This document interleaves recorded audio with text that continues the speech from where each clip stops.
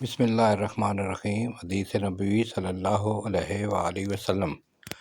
حضرت صلی اللہ علیہ وسلم کے کچھ صحابہ رضی اللہ تعالیٰ عنہم سفر میں تھے۔ دوران سفر میں وہ عرب کے ایک قبیلہ پر اترے۔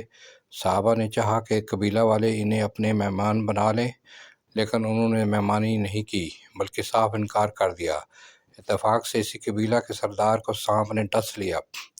قبیلہ والوں نے ہر طرح کی کوشش کر ڈالی، لیکن ان کا سردار اچھا نہ ہوا۔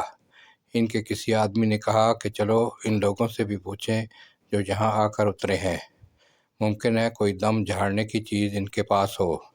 چنانچہ قبیلہ والے ان کے پاس آئے اور کہا کہ بھائیو، ہمارے سردار کو سانپ نے ڈس لیا ہے، اس لیے ہم نے ہر قسم کی کوشش کر ڈالی لیکن کچھ فائدہ نہ ہوا۔ کیا تمہارے پاس کوئی چیز دم کرنے کی ہے؟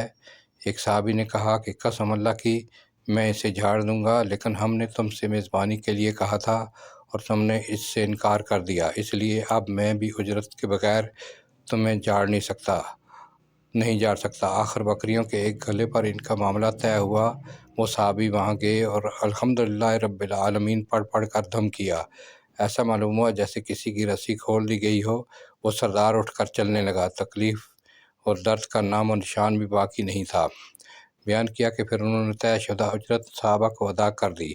کسی نے کہا کہ اسے تقسیم کر لو، لیکن جنہوں نے جھاڑا تھا وہ بولے کہ نبی کریم صلی اللہ علیہ وسلم کی خدمت میں حاضر ہو کر پہلے ہم آپ سے اس کا ذکر کر لیں، اس کے بعد دیکھیں گے کہ آپ صلی اللہ علیہ وسلم کیا حکم دیتے ہیں۔ چنانچہ سب حضرات رسول کریم صلی اللہ علیہ وسلم کی خدمت میں حاضر ہوئے اور آپ سے اس کا ذکر کیا۔ آپ نے فرمایا، یہ تم کو کیسے معلوم ہوا کہ سورہ فاتحہ بھی ایک رقیہ ہے؟ اس کے بعد آپ نے فرمایا کہ تم نے ٹھیک کیا، اسے تقسیم کر لو اور ایک میرا حصہ بھی لگاؤ۔ یہ فرما کر رسول کریم صلی اللہ علیہ وسلم ہنس پڑے۔ شعبہ نے کہا کہ ابو البصر نے ہم سے بیان کیا، انہوں نے ابو